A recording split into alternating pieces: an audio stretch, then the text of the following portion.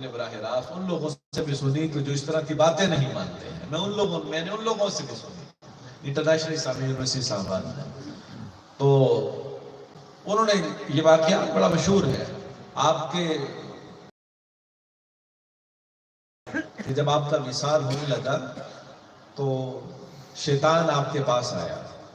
شیطان انسانی شکل میں یا کسی بھی شکل میں آپ کے پاس آیا اور کہنے لگا, اے راضی بتا کہ خدا کے وجود پر کیا دلائل ہیں تمہارے پاس, کیا دلیل ہے کہ خدا موجود ہے.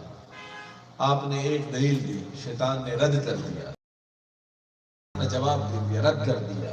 تیسری چوتھی, کہا جاتا ہے 300 سے زائد 300 ساڑھے 300 کے قریب لگ بھگ دیے کہ خدا موجود ہے, میں دلائل سے بات کر رہا ہوں.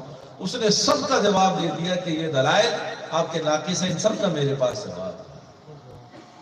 آپ اس وقت بڑی پریشانی میں کہ بڑا نزع کا وقت ہے اور اپنے رہنما کا تصور باندھا, تصور شیخ کیا, اپنی قوت ارادی سے, اپنے تصور شیخ سے, اپنے شیخ کا تصور کیا. حضور میں اس مصیبت میں پھنسا ہوا ہوں, مجھے یہاں سے نکالیے. آپ کے پیر, آپ کے جو مرشد تھے, ان کا نام تھا, انہوں نے کہا کہ کیا ہوا, اے راضی پریشان کیوں ہے. اس کو کہے الذین یؤمنون بالغیب, تو نے پڑھا نہیں ہے کہ ہم نے تو بن دیکھے خدا کو مان لیا ہے. یہ تو ہم محض تسلی کے لیے دلائل پڑھا کرتے ہیں, اور اگر تم بن دیکھے ماننے والوں میں سے ہو تو ہمارے ساتھ بات عقل کی بات کرتے ہیں. اس نے کہا کہ تمہارے پیر نے تمہیں بچا لیا, تمہارے مرشد نے, تمہارے رہنما نے, تمہارے رہبر نے تمہیں بچا لیا ہے.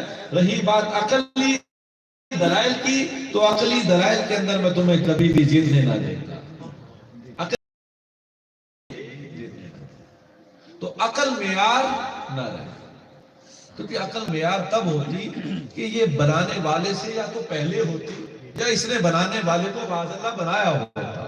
تو چونکہ یہ خود وہ جو نظریہ ارتقاء کے بھی قائل ہے نا, اگر جو ایوولوشن کے بھی جو قائل ہے, تو ان سے بھی گزارش تو یہ ہے کہ جس کو آپ معیار بنا رہے ہیں وہ تو خود ارتقاء کا ایک عمل ہے کہ یہ تو پہلے نہیں تھا, یہ تو ارتقاء کے بعد اب آئی ہے.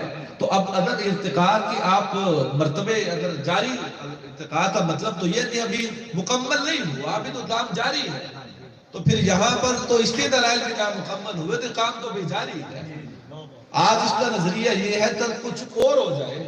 بھئی نظریہ ارتقاء والے تو یہی کہتے ہیں انسان بندر سے بنا ہے, تو جب بندر جب شکل میں ہوگا اس وقت اس کو کچھ پتہ نہیں ہوگا نا کہ کیا ہوتا ہے کیا نہیں ہوتا.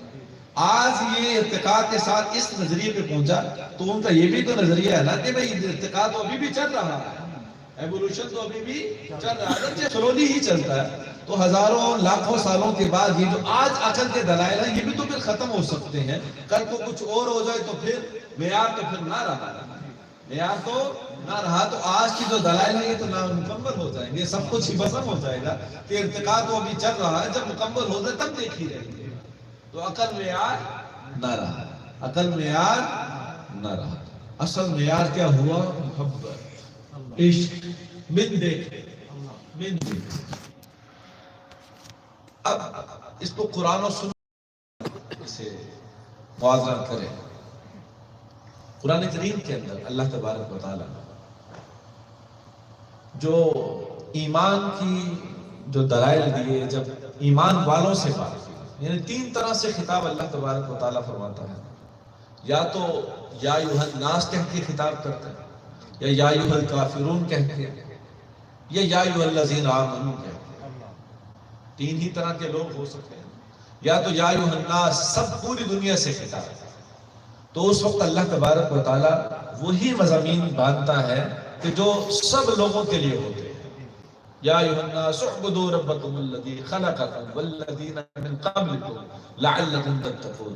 جب لوگوں سے خطاب کیا تو لوگوں سے یہی عبادت اپنے اس رب کی کرو جس نے تمہیں اور تم سے پہلے والوں کو پیدا کیا. سبحان اللہ.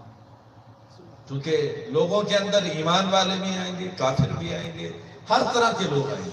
تو کیا جملہ بولا؟ عبادت صرف اسی رب کی کرنی ہے جس نے تمہیں اور تم سے پہلے والوں کو